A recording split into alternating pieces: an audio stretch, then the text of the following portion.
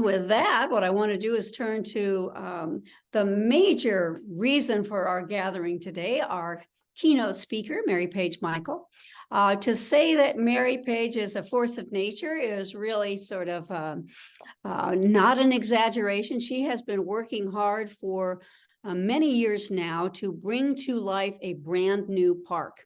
As you all know, during the Olmsted Bicentennial, we were very interested in showcasing Olmsted parks and landscapes, and also in really inspiring and invigorating efforts to renew these great spaces. And we have been delighted to see a vast array of investments across the Olmsted landscape as parks and places are working to do so. What we also love to point out is that it is possible to create new parks as well. I know we don't think that that happens very much anymore, but in fact, it can and should happen. And we obviously hope that when new parks are created, that they will be inspired by the work and principles of Frederick Law Olmsted. So how exciting is it for us today to have Mary Page, who has been leading the charge to create a brand new park in Baltimore City called Hillside Park. It is a long-term effort. Distant effects are still at play here because the park has not been constructed and is in its early stages, but she's going to tell us all about this exciting project inspired by Olmsted to create a new park in Baltimore. So with that, Mary Page, I turn it over to you, and I want to tell everyone Mary Page is coming to Milwaukee. So if you want to meet her in person, you got to come to our conference. So Mary Page, take it away. Great. Well, thank you all so much. It's such an honor to have a few minutes to share with you a little story about Baltimore City. And I'm already so thankful to Dee Dee for making some connections with Louisville and with some other folks who we'll talk about it another day, but already this network has been so helpful to us. I'm so grateful. So I'm just going to talk for a couple of minutes about what we're doing in Baltimore and share a little bit. My major goal is just so that you all know that this is out here. I need help. So anything you see on here in the next couple of months, you say, hey, that lady from Baltimore could use this, knowledge or something, please get in touch with me, because this is a crazy undertaking that we're doing, but it's worth it and it's super fun, and I'm really happy to share it with you. So I'm going to share my screen, and here we go. Okay, can everybody see it? Yes. Yeah. Yep. Good. Okay. So the name of our park is going to be Hillside Park. We're supposed to take ownership of it by the end of this year.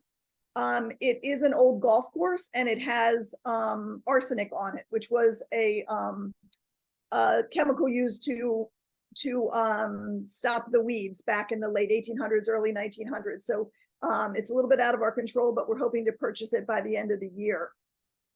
So it's going to be a 20-acre public park. It's going to be the largest new park of its size in Baltimore City in over 100 years.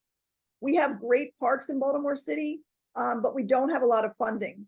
So there was no money to buy a new park. So essentially, our small little nonprofit took it on to purchase this land.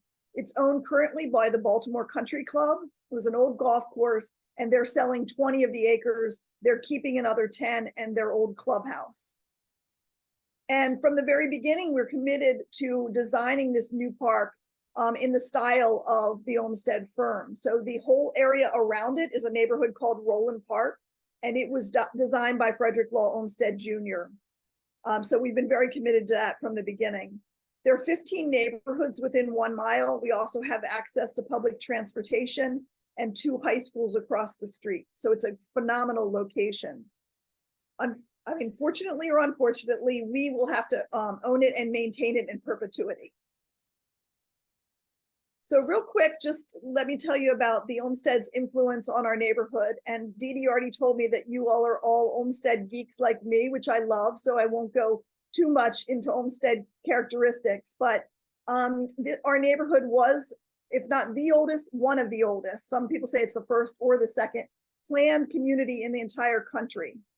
So you can see, again, back to our Olmsted nerds, this is in the late 1800s when they're laying out the neighborhood. You can see a lot of the Olmsted characteristics, There's the triangle right here, so you visually see green at every level of the community. The curvilinear spaces, the houses being built right into the topography. Some all very classic Olmsted neighborhood. This is the first shopping center in the country right here in our little neighborhood.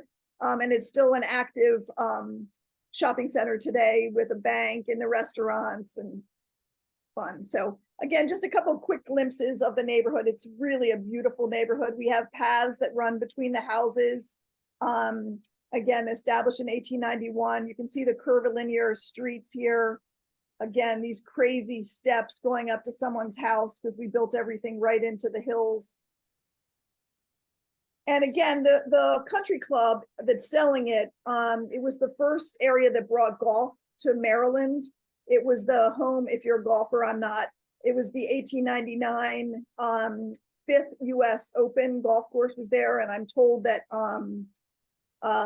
one of the records was just broken from this course recently. So from golf history, it's a special place.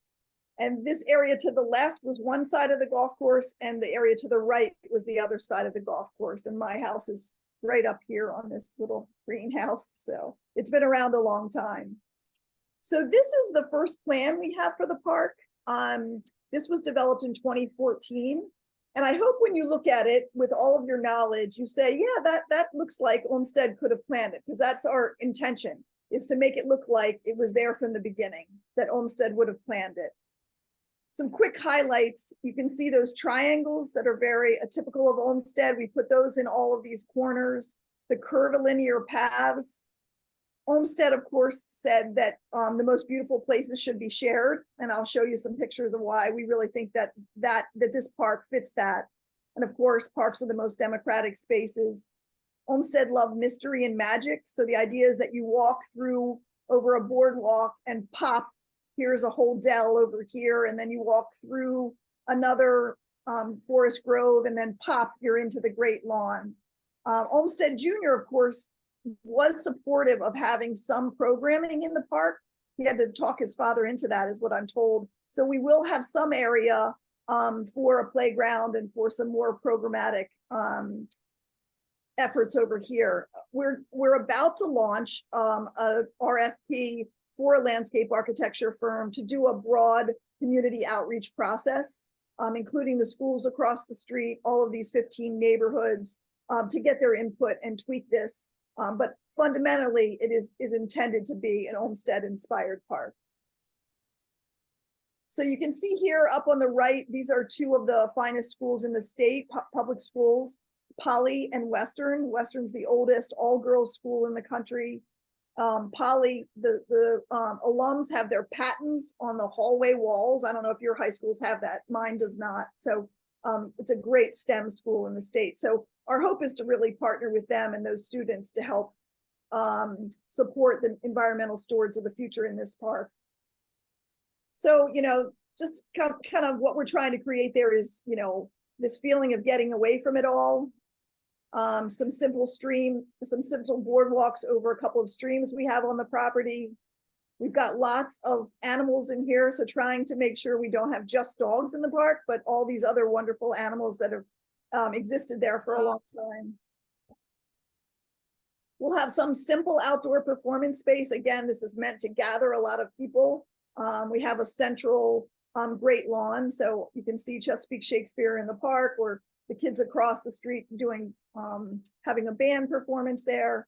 But you can see it's really a glorious, glorious space. I'm hoping you're all putting it on your calendars now to come visit Baltimore and come see this park in a couple years. And I know it's really hot in Baltimore. I don't know about you, so I thought I'd put that one on there so everyone gets a little cooled off looking at this. So again, our partners are really going to be the schools, these neighborhoods around it. We've gotten lots of letters of support from the Chesapeake Bay Foundation, Blue Water Baltimore, you all, Parks and People Foundation. This is kind of a funny part as I'm kind of almost closing here. Our total campaign is $13 million. We've raised $10 million. Our team was 12 people. One person of the 12 had ever had any experience asking anyone for money. The lucky thing that happened for us is COVID. I know that's a terrible thing to say, but our entire neighborhood was locked down. So we just did hundreds of Zooms. And if you're asking your neighbor to join a Zoom, you know they're there because they can't go anywhere. So we had a captured audience. And then, of course, I'm sure you all felt this also. People are valuing so much outdoor space through COVID. So it was kind of the perfect storm that allowed us to pull off this kind of miracle. We did get some state funding, no city funding at all. And our donors came from 19 states, 26 different neighborhoods in Maryland, and 40 different neighborhoods in Baltimore City. So people really understand that this is not just a Roland Park event, but this park will really serve Baltimore, a wider audience. And of course, we still have money to raise. I know you all know that. We will be raising the maintenance endowment. Our hope is to raise initially $2 million for that, so that we don't turn this maintenance issue over to another generation. And my quick takeaways to to wrap it up. From my opinion, the Olmsted principles are alive and well and resonating with our community. Parks are the most democratic spaces. The most beautiful places should be shared. Those are really alive. A lot of people care about it still. Not everyone gave for that reason for this park, but a lot of them did. We did learn to hire experts when we needed it. We only hired a development coach to teach us how to ask for money, and a lawyer to help us with the contractual pieces. And what we learned is the money is out there. The money is there. It's just, you need someone to ask. So that power of storytelling and getting the nerve up to get outside of your comfort zone and ask for the money. And then this is our final picture of the direction we're headed in. And I really appreciate letting you all know about this little gem that we're doing and building in Baltimore City. Well, thank you, Paige. Did I make it under time?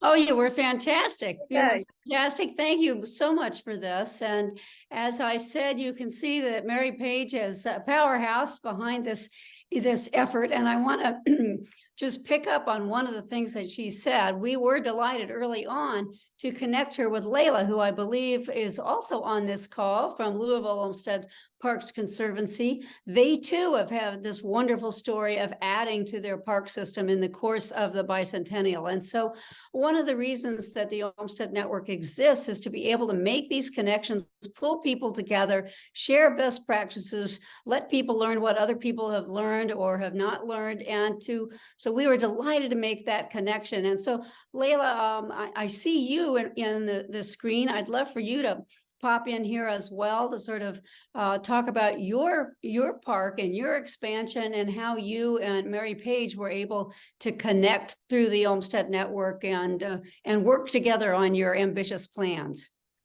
Sure. Well, like Mary Page said, I think COVID was a blessing for me personally to get this Olmsted Network. I mean, we had calls all the time, and it really did help to be connected with people. We're all doing similar things, and I think can learn from each other on this. So yeah, I was more than happy to talk with her. I think the size of our spaces are similar. Kind of the locations within these nice neighborhoods is similar. The use of ours was obviously different. It wasn't a golf course, and we had one donation to buy the land, and now we have to raise the money to do all the other stuff. But it is exciting to be able to add big, significant public spaces out there in an era like 2023. Land is harder to come by these days. And I also want to pick up on the maintenance issue. I think that's so enlightening, Mary Page, what you're doing in terms of the maintenance endowment.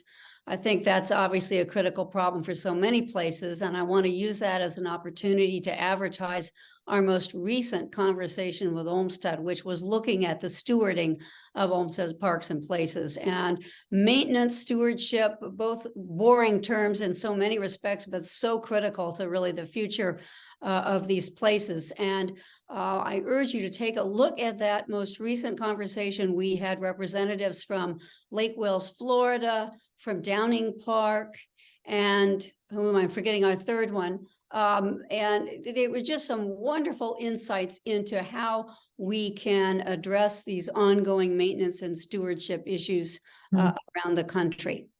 So do take a look at that on our website.